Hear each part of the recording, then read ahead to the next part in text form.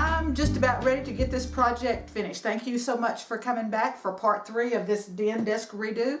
I started this before the holidays, probably October. You know, in the YouTube world, there's no telling when it was. But anyway, day before yesterday. Anyway, I've had a really hard time deciding on how I wanted to do the finish on this. So I think I've made my decision. So check it out. I don't know if y'all have a hard time making a decision like I do, but I had a really hard time making the decision about this. I have painted a little sample here of elephant. I think it's a Waverly, yes, Waverly elephant. And I kind of like the dark, the kind of industrial look that does. It's a dark gray. I have cut just a tiny piece of some of the peel and stick RoomMates that I have left over, and I'm kind of leaning this way. I also did with plaster Waverly paint, this one, a little sample here. Okay, and so I think I've made my decision. Let me show you what made my decision. Actually, there were a couple of things that helped me make the decision. First off, I really like the way that looks against the wall. It also gives it like a continuous look. All right. The other thing is I have a lot of this left over because I ended up using 3 rolls of this to do this project because it's a pretty good sized project. Now, I started this before the holidays, and so I've restacked everything, so I'm going to have to clean everything off. But the other thing about this is that there is no drying time. I'm going to stick it on, and then it's done. And so I'm not going to have to wait for the shelves to dry. I can just go ahead and coat these. I have plenty enough stuff to do this with, and it's already bought. And so I'm going to go ahead and get started. Okay, I measured the front part. There's 2 long pieces on the desk, and they're 60 inches long. So I just cut me a whole piece of 60-inch long. This is going to be, I didn't want this little groove right in the middle of my facing pieces, so I'm going to cut this one off, and I've already cut one, and it's going to go on the top. And so I'm just cutting along this groove. It's not a groove, it's just in the pattern. It makes it look like a groove. And I'll use this for one of the more narrow pieces. There's several of those.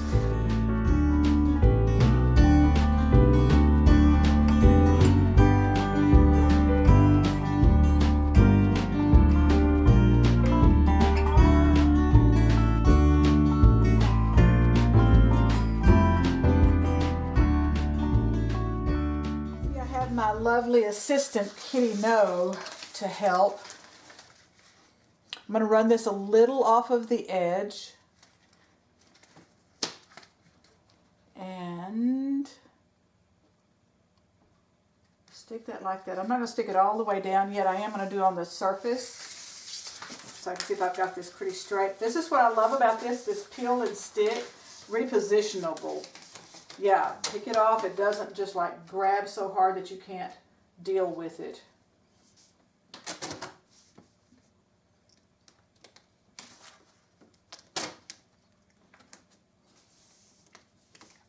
Make sure I don't have any bubbles in here. The cat hair I'll have to just live with. Those of you who have cats, you know how that is. All right, so I don't have any bubbles going on here, so I'm just going to smooth this down. She might need to help me smooth it down.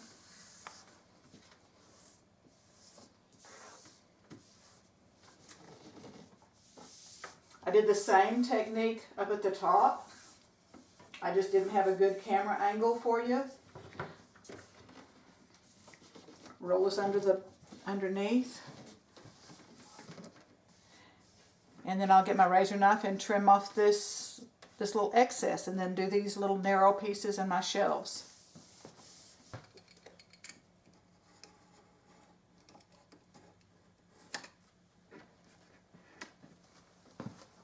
I was able to take one of my shelves out, so I took this out. I had the very end of the piece, and I measured it with a little bit of wiggle room. You know, I like a little bit of wiggle room there. All right, and so I'm not going to do the bottom side of it because I don't really care. And then maybe if I have stuff left at the end of the project, I'll cover the bottom. But for right now, I'm just going to do the top and the lip.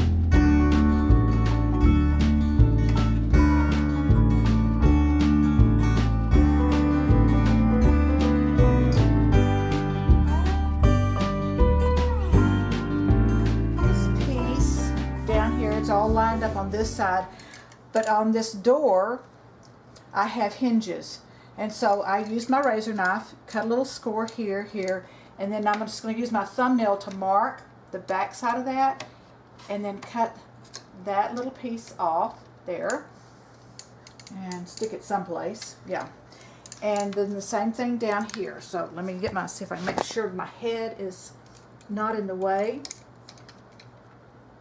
Mark that with my thumbnail so I can see where I'm going, because my light's not really great in here, not in the studio, so this is in my den. Score me a little line there. Use my thumbnail for the back side of the hinge,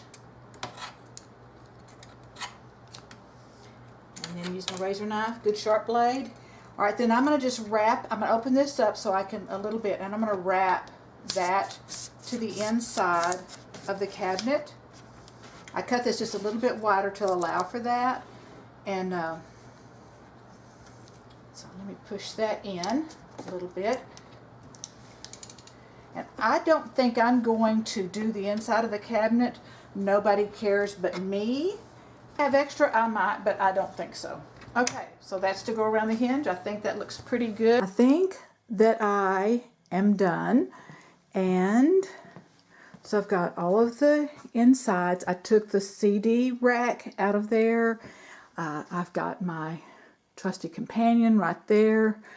Started to reload this. This is kind of a mess. I am going to search for some handles that I like. Got the pull-out drawer done. Not that I'm going to use that, but it is done. It took 3 rolls of the RoomMates peel and stick, and this is how much I have left over. That's not very much. So that project was a little, about maybe $80, cheaper than a new desk. I really like the way that it looks. Now I'm going to put it back together, sort through my mess. I am finished with my desk redo.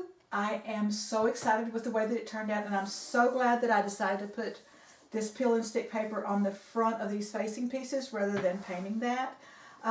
It actually did take, on the finishing part, it took me probably an hour and a half, maybe an hour and 45 minutes to do that, but that's not too bad. Didn't have to wait for paint to dry. If you like this video, be sure and give me a little thumbs up, subscribe to my channel, hop over to myhallcloset.com and subscribe over there to get you some free printable goodies. Anyway, thank you so much, and I will see you next time. Bye.